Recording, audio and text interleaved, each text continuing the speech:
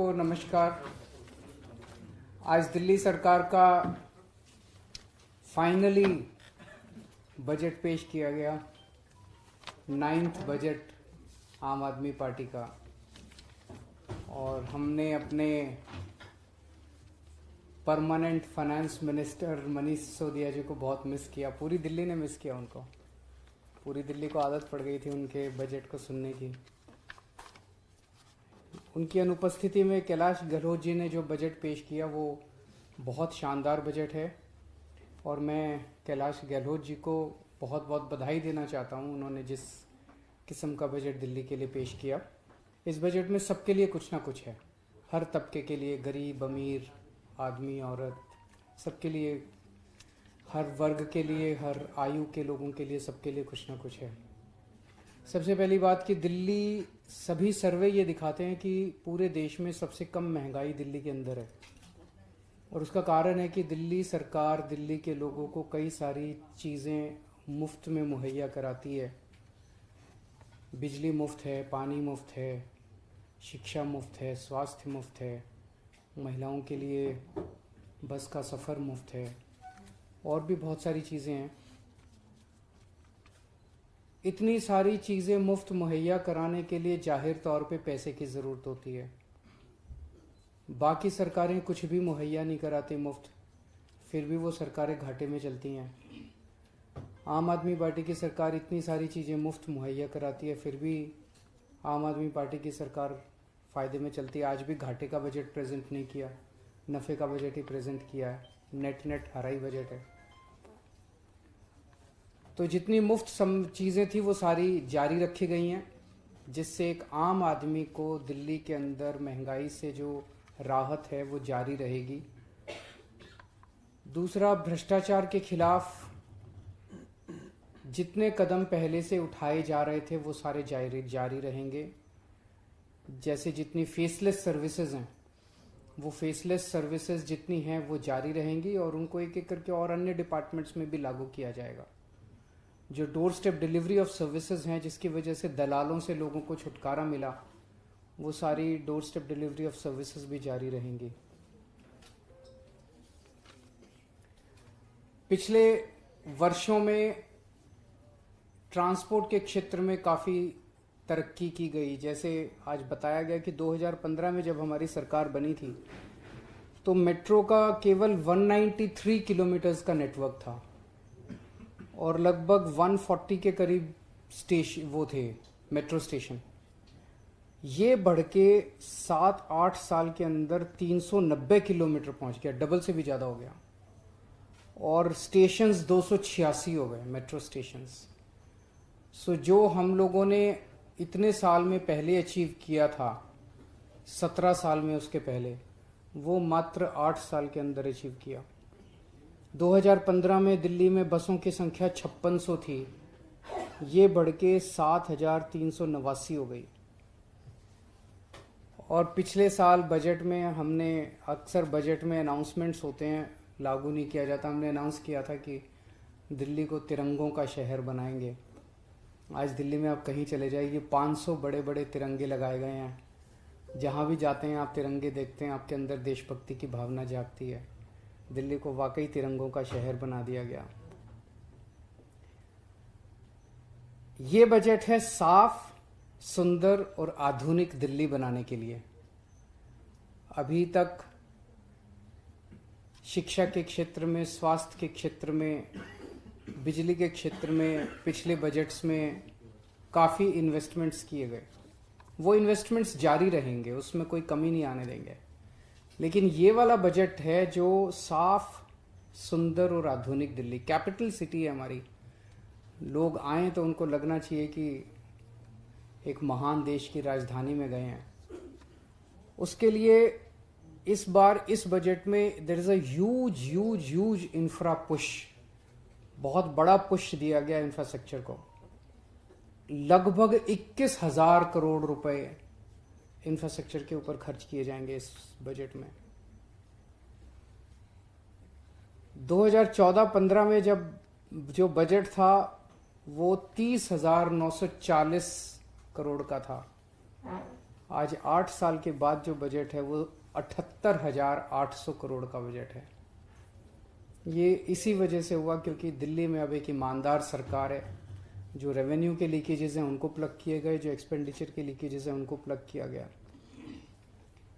देश 7% की रेट पे तरक्की कर रहा है, दिल्ली 9% के रेट पे तरक्की कर रही है। तो दिल्ली देश से ज़्यादा तेजी से तरक्की कर रही है। ये दिल्ली के लोगों को मैं बधाई देना चाहता हूँ और दिल्ली के लिए गर्व की बात है। साफ, सुंदर और आधुनिक दिल्ली, इसके लिए ये कोई एक स्लोगन नहीं दिया हम लोगों ने, इसके लिए स्पेसिफिकली 9 पॉइंट्स हैं, 9 एरियाज हैं, आइटम्स हैं जिसके ऊपर काम किया जाएगा। पहला, पीडब्ल्यूडी की 60 फुट से चौड़ी, पीडब्ल्यूडी की टोटल रोड दिल्ली के अंदर लगभग 1400 किलोमीटर है। ये सारी वो सड़कें हैं जो दिल्ली की 60 फुट से चौड़ी सड़कें हैं। तो दिल्ली की 60 फुट से चौड़ी सारी सड़कों को दिल्ली की, उनको साफ और सुंदर बनाया जाएगा। इसमें एक तो मैकेनिकल रोड स्वीपिंग डेली की जाएगी सारी सड़कों की।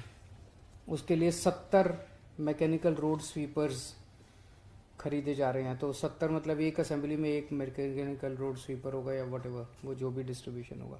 So daily mechanical road sweeping की जाएगी। दूसरा, डेली सड़कों की धुलाई की जाएगी, फुटपाथ की धुलाई की जाएगी, सेंट्रल वर्ज की धुलाई की जाएगी और दोनों तरफ जो भी पेड़ पत्ते होंगे उनकी धुलाई की जाएगी और रेलिंग जो भी होगी उसकी धुलाई की जाएगी। इसके लिए लगभग, इसके लिए कई सारे वो खरीदे जा रहे हैं, ये एंटी स्मॉग और वाटर स्प्रिंकलर्स। और उसके अलावा एक एक वार्ड के लिए अलग अलग 250 छोटे वाटर स्प्रिंकलर्स खरीदे जा रहे हैं जो नगर निगम की सड़कों के ऊपर काम आएंगे। और ये लगभग 210 वाटर स्प्रिंकलर्स कम एंटी स्मॉग गन खरीदे जा रहे हैं जो बड़े हैं, जो कि पीडब्ल्यूडी की सड़कों पे काम आएंगे। जितनी भी पीडब्ल्यूडी की सड़कें हैं 1400 किलोमीटर, इनकी सबकी एक गो में सारों की रिपेयर कराई जाएगी। पहले जितनी रेलिंग टूटी पड़ी हैं, फुटपाथ टूटे पड़े हैं, सेंट्रल वर्ज टूटे पड़े हैं, कर्ब स्टोन टूटे पड़े हैं, सड़कें टूटी पड़ी हैं, सारों की एक साथ इस आने वाले समय साल में एक साथ सबकी रिपेयर करा दी जाएगी। जितने एम्प्टी स्पेस, खाली स्पेसेस हैं सेंट्रल वर्ज पे, फुटपाथ पे, उन सब पे पेड़ पौधे लगाए जाएंगे, फूल लगाए जाएंगे, हरा भरा बनाया जाएगा सड़कों को। और हर 3-3 महीने में सड़कों पे पेंटिंग होगी, लेन मार्किंग होगी, जेब्रा क्रॉसिंग की पेंटिंग होगी और जो कर्ब स्टोन्स होते हैं फुटपाथ की तरफ भी और सेंट्रल वर्ज की तरफ भी, उनकी पेंटिंग्स हर 3-3 महीने में कराई जाएगी। रेगुलर 5-5 साल के अंदर कारपेटिंग कराई जाएगी सड़कों की। कोई पॉट होल्स नहीं होंगे। अगर कोई पॉट होल है तो जिस भी कंपनी को ठेका दिया जा रहा है उसके अंदर वो कंडीशन डाली जा रही है कि इतने घंटों के अंदर वो पॉट होल रिपेयर हो जाना चाहिए। जितने इंक्रोचमेंट्स हैं वो हटाए जाएंगे। और अगर दिल्ली की सड़कों के ऊपर मिट्टी नहीं रहेगी तो हम देखते हैं कि जब ट्रक या हैवी व्हीकल या कार तेजी से सड़क पे जाती है या सुबह जब मिट्टी की, उससे पोल्यूशन बहुत होता है। मैकेनिकल रोड स्वीपिंग और धुलाई करने की वजह से पोल्यूशन, इस डस्ट पोल्यूशन जो है वो बिल्कुल खत्म हो जाएगा। तो ये सारी चीजें, पहला आइटम है साफ, सुंदर और आधुनिक दिल्ली में पहला आइटम 1400 किलोमीटर की सड़क पे ये सारे काम कराए जाएंगे, जो कि मैं समझता हूं कि बहुत एम्बिशियस और बहुत बड़ा प्रोजेक्ट है। दूसरा, 28 फ्लाईओवर हम लोगों ने बनाए हैं हमारी सरकार बनने के बाद और 26 नए फ्लाईओवर और बनाने जा रहे हैं। उनकी कुछ की डिटेल्स मंत्री जी ने अपने बजट में पेश की। उनका सारा, उनमें से कई सारे 26 जो नए हैं उनमें से कई सारे एडवांस्ड स्टेज में भी हैं, लेकिन 26 नए फ्लाईओवर बनाए जाएंगे। तीसरा, 3 अपने अलग किस्म के, यूनिक किस्म के डबल डेकर फ्लाईओवर बनाए जाएंगे। आप जो मेट्रो देखते हो ना, मेट्रो चलती है, अब उसी के नीचे एक लेवल और बनाया जाएगा। ऊपर मेट्रो चलेगी और नीचे वो चलेगी, बस ये सड़क होगी, सड़क होगी। तो ये कॉन्सेप्ट 4-5 साल पहले हम लोगों ने प्लान किया था, और इसका कारण था इससे पैसे बहुत बचेंगे, क्योंकि पिलर तो बन ही रहा है, सब कुछ बन ही रहा है, फाउंडेशन बन ही रही है, तो उसके ऊपर अगर हम एक लेवल और बना दें उसका, तो थोड़ा सा उसको पिलर में थोड़ी ज़्यादा जान डालनी पड़ेगी। अदरवाइज उसी पूरे इंफ्रास्ट्रक्चर के अंदर हमें एक लेवल और मिल जाएगा, तो इससे पैसे बहुत बचेंगे हम लोगों के। तो ये 3 यूनिक डबल डेकर फ्लाईओवर्स बनाए जा रहे हैं। अगर ये सक्सेसफुल हुए तो फिर कई सारे आने वाले जितने भी मेट्रो के रूट्स होंगे हम हर एक के ऊपर ये कर सकते हैं। 1600 नई इलेक्ट्रिक बसेस इस साल खरीदी जाएंगी। हमारा टारगेट है कि 2025 तक दिल्ली की सड़कों पे टोटल 10,480 बसेस होंगी, जो कि दिल्ली के लिए सफिशिएंट है, पर्याप्त है। दिल्ली की रिक्वायरमेंट्स के लिए 10,485 बसेस बहुत हैं। 2025 तक इनमें से 80%, 8,280 बसें इलेक्ट्रिक होंगी। उनमें से 1600 बसेस इस साल खरीदी जाएंगी। ये भी एक बहुत बड़ा अचीवमेंट है। और 2025 में जो मैंने बताया कि हमारी इतनी इलेक्ट्रिक बसेस होंगी, इसके बाद Delhi will be one of the very few cities in the world जहां पे इतनी सारी इलेक्ट्रिक बसेस एक साथ दौड़ रही होंगी। 5वां आइटम है कि हमारे अगर इतनी इलेक्ट्रिक बसेस खरीदेंगे तो उनके खड़े होने के लिए अलग इंफ्रास्ट्रक्चर बनाना पड़ेगा। तो हमारे 57 एग्जिस्टिंग बस डिपोज का इलेक्ट्रिफिकेशन किया जा रहा है, ताकि जब रात को बस आके खड़ी हो तो साथ साथ उसकी चार्जिंग भी हो सके। 6वां आइटम है कि 3 मॉडर्न बस पोर्ट्स, जैसे एयरपोर्ट होता है, एयरपोर्ट की तर्ज पे उतने ही खूबसूरत, उतना ही वैसा ही इंफ्रास्ट्रक्चर और वैसे ही शानदार बस पोर्ट्स, उसी लुक एंड फील वाले आनंद विहार, सरायकाले खां और द्वारका में बनाए जाएंगे। 2 मल्टी लेवल बस डिपो बनाए जाएंगे, जो कि पूरे देश में पहली बार बन रहे हैं, जिसमें 6 फ्लोर पे बसेस पार्क की जा सकती हैं। तो ऐसे 2 मल्टी लेवल बस डिपोज बनाए जाएंगे, 2 मॉडर्न बस टर्मिनल बनाए जाएंगे और 9 नए बस डिपो बनाए जाएंगे। ये सारी चीजें मैं इतनी जल्दी जल्दी बोल रहा हूं, पर आप फील कर सकते हो कि बसेस ट्रांसपोर्ट के क्षेत्र में कितने बड़े स्तर के ऊपर इंफ्रास्ट्रक्चर का पुश हो रहा है। 7वां, 1400 नए बस क्यू शेल्टर बनाए जाएंगे। ये मॉडर्न बस क्यू शेल्टर होंगे। ये हर एक बस क्यू शेल्टर पे एक डिजिटल स्क्रीन होगा, जहां पे पैसेंजर इंफॉर्मेशन सिस्टम, कौन सी बस आ रही है, कहाँ पहुंची, कौन सी बस कहाँ पहुंची, कितनी दूर है, कितनी देर में आ जाएगी, वो सारा इंफॉर्मेशन उसके ऊपर आता रहेगा। 8वां पॉइंट है कि यमुना को साफ करने के लिए specific action plan, 6 point action plan बनाया गया है। उसमें एसटीपीज बनाए जाएंगे, नए डिसेंट्रलाइज्ड एसटीपी बनाए जाएंगे। जो मौजूदा एसटीपी हैं उनको अपग्रेड किया जाएगा, उनको ऑगमेंट किया जाएगा, जिससे कि दिल्ली की सीवेज ट्रीटमेंट की क्षमता लगभग 890 एमजीडी तक पहुंच जाएगी। 2015 में जब हमने सरकार बनाई थी तब 370 थी, 370 एमजीडी सीवेज ट्रीट होता था दिल्ली में। ये ले जाके हम 890, अगले इस साल के अंत तक 890 एमजीडी तक पहुंच जाएगी, जो कि एक ऑलमोस्ट 3 गुना हो गया। दिल्ली में ये देखने में आया कि बहुत जगह हमने सीवर का नेटवर्क तो बिछा दिया, पाइपलाइन बिछा दी, लोग सीवर के कनेक्शन नहीं लेते, बड़े महंगे हैं सीवर के कनेक्शन, जिसकी वजह से जैसे पूरा ट्रांस यमुना एरिया जो है, उसमें पूरा ट्रांस यमुना एरिया में सीवर की लाइनें पड़ चुकी हैं। तो थ्योरेटिकली ट्रांस यमुना एरिया से में कोई गंदे नाले होने ही नहीं चाहिए, क्योंकि सारा का सारा सीवर तो उसके अंदर बहना चाहिए, सीवर के नेटवर्क में। लेकिन फिर भी इतने सारे गंदे नाले हैं, क्यों? लोग सीवर के कनेक्शन नहीं लेते, अभी भी नाली में डाल देते हैं। तो अब हमने तय किया है कि हम फ्री सीवर कनेक्शन सबको देंगे, हम जबरदस्ती सबके घर तक, अंदर तक सीवर कनेक्शन डाल के आएंगे। और तो 100% सीवर कनेक्शन सबको दिए जाएंगे। 2014 में जब हमारी सरकार बनी, केवल 227 कच्ची कॉलोनियों में सीवर कनेक्शन था। इस साल के अंत तक इसको 1317 कॉलोनियों तक ले जाया जाएगा। पूरे सीवर नेटवर्क को डीसिल्टिंग की जाएगी, इंटरसेप्ट किया जाएगा। और जो 3 कूड़े के पहाड़ हैं, ये 9th आइटम है स्पेशल, 3 कूड़े के पहाड़ हैं, इन 3 कूड़े के पहाड़ों को दिसंबर 2024 तक हम साफ कर लेंगे। स्पेसिफिकली नगर निगम को इस बार हम 850 करोड़ रुपए एक्स्ट्रा दे रहे हैं एज अ लोन।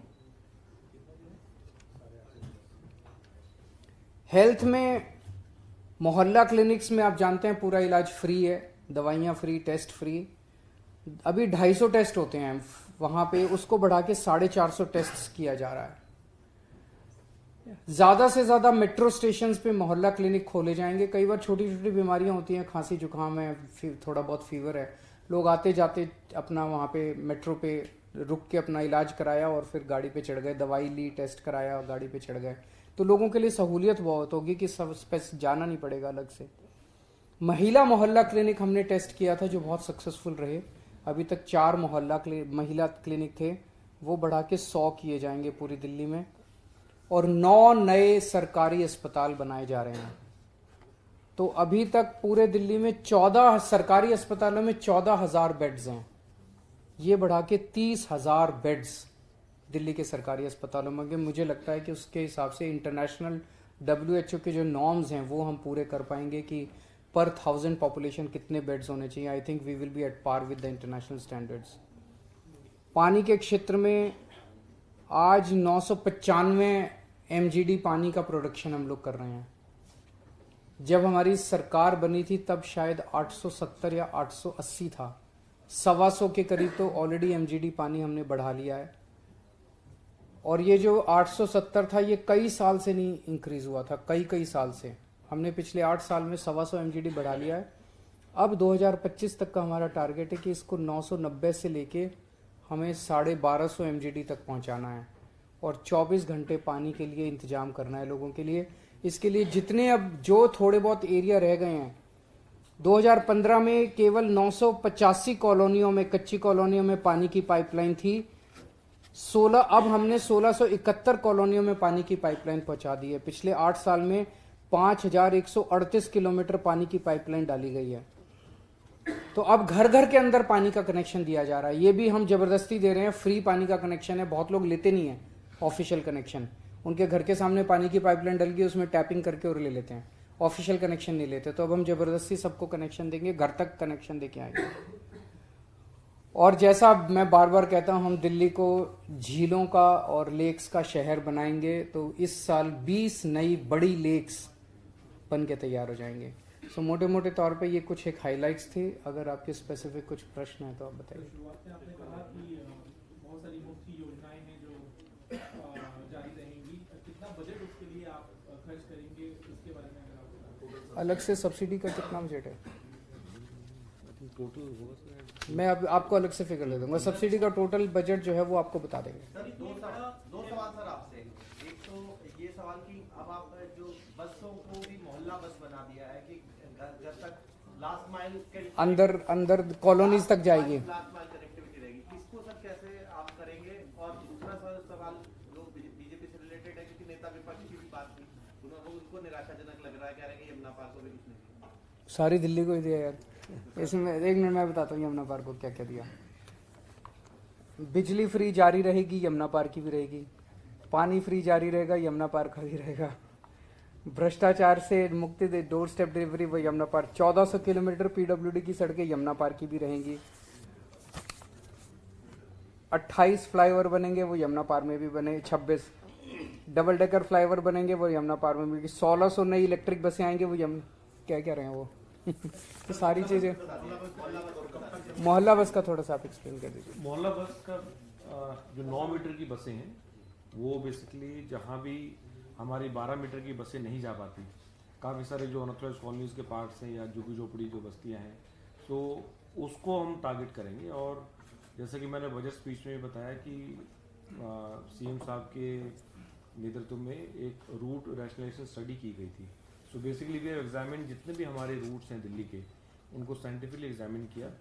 और मैं ये भी बताना चाहूँगा कि ये इस तरह की स्टडी तो पहले सरकारों में इनिशिएट हुई थी, लेकिन कहीं भी इस तरह की स्टडी कभी भी कंप्लीट नहीं की गई। ये पहली बार हुआ कि माननीय सिंह के नेतृत्व में पहली बार ये स्टडी इनिशिएट भी हुई। लगातार ये 2-2.5 साल स्टडी चली है, बल्कि मैं तो सीएम साहब को रिक्वेस्ट किया है कि इस तरह की स्टडीज हम रेगुलरली 6 महीने में, 1 साल में, it becomes a continuous process. वो पूरी स्टडी करने के बाद उसमें जो असेसमेंट आया वो ये आया कि दिल्ली में अगर 2000 के आसपास अगर हमारी छोटी बसें होंगी तो जहाँ भी हमारी बड़ी बसें नहीं जा पाती हैं जिन एरियाज में, उनमें सारी ये 9 मीटर की छोटी बसें चलेंगी, ताकि वो लास्ट माइल कनेक्टिविटी का हमेशा या फर्स्ट माइल कनेक्टिविटी का इशू है वो रिजॉल्व हो सके। और कई सारे आप देखोगे एरियाज ऐसे भी हैं, अभी जो बड़ी बसें हैं वो कई जगह हम देखते हैं अंदर अंदर गलियों के अंदर जा रही हैं, 2 आदमी बैठे हैं इतनी बड़ी बस के अंदर, और वो अंदर अंदर गलियों के अंदर से वो खत्म कर देंगे। वहां पे अब छोटी बसें जाएंगी, बड़ी बसें बड़े रूट्स पे रहेंगी जहां पे, जिससे कि उनकी फ्रीक्वेंसी खूब तेजी से हम बढ़ा सकें, और ये छोटी बसें जो है ये छोटे अंदर गलियों के अंदर के लिए रहेगी। बजट में रेवेन्यू में आपने वो 30 यात्रा योजना का जिक्र भी किया है और भी जगह योजना शुरू हुई है, तो इसको लेकर कितना आप बजट खर्च करेंगे, कहाँ किस पे? तीर्थ यात्रा योजना, और ये कब आप लोग अभी क्या ये शुरू तीर्थ यात्रा का बजट क्या है? आई थिंक 50 CR रखा है हमने, पर इसमें कमी नहीं होने देंगे। कमी जो रहती है वो अवेलेबिलिटी ऑफ रेलवे की रहती है।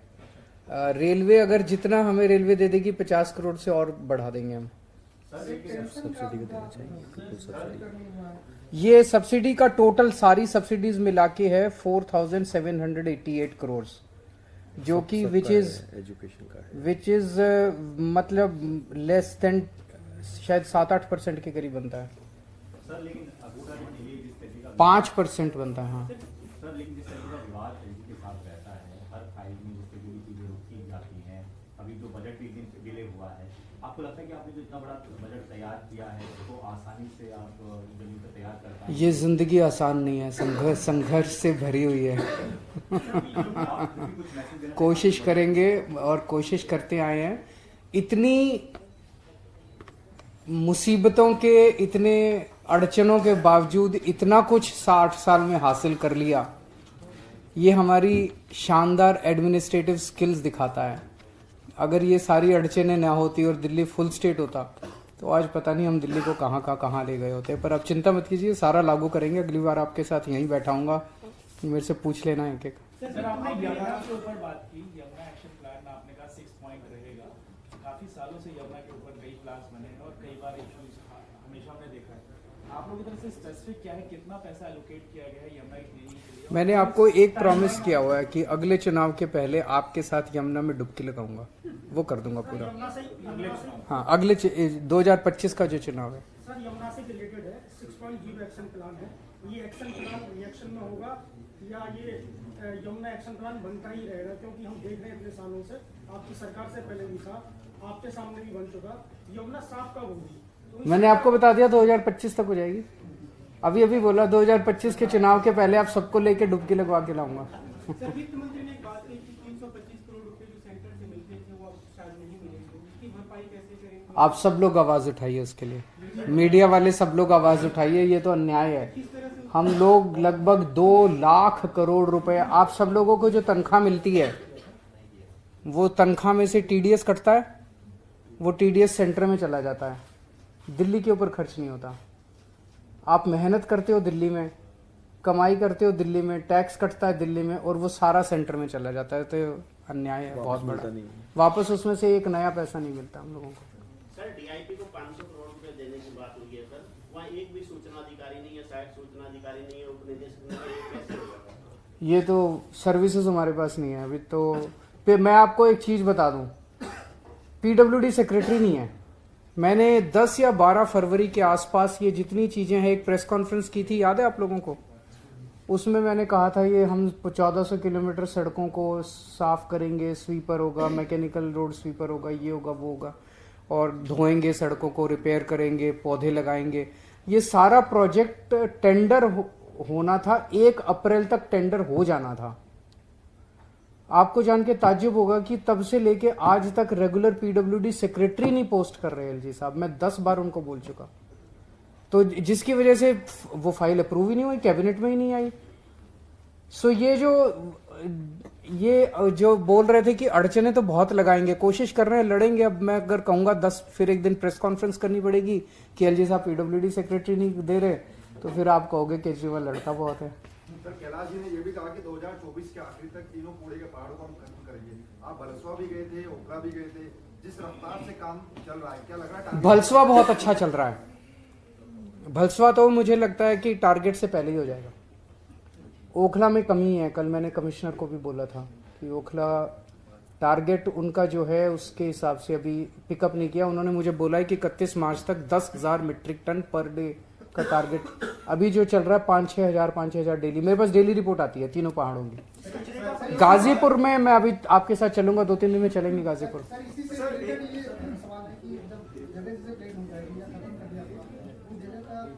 उसका है इनके एमसीडी का प्लान है, वहीं पे कूड़े के निस्तारण के लिए CND वेस्ट प्लांट बनाएंगे, बायोमाइनिंग प्लांट बनाएंगे, वो सब।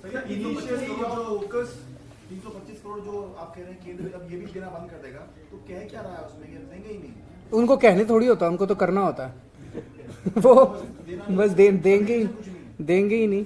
इसके ऊपर हम विचार करेंगे कि क्या कोर्ट में जाया जा सकता है, बिकॉज ये बहुत दिल्ली के साथ अन्याय है कि 2 लाख करोड़ रुपए का इनकम टैक्स लेके Delhi is like a growth, like an engine. अगर आप इंजन में पेट्रोल डालना, डीजल डालना बंद कर दोगे, दिल्ली पूरे देश के लिए कमाई करके देता है, बॉम्बे पूरे देश के लिए कमाई करके देता है।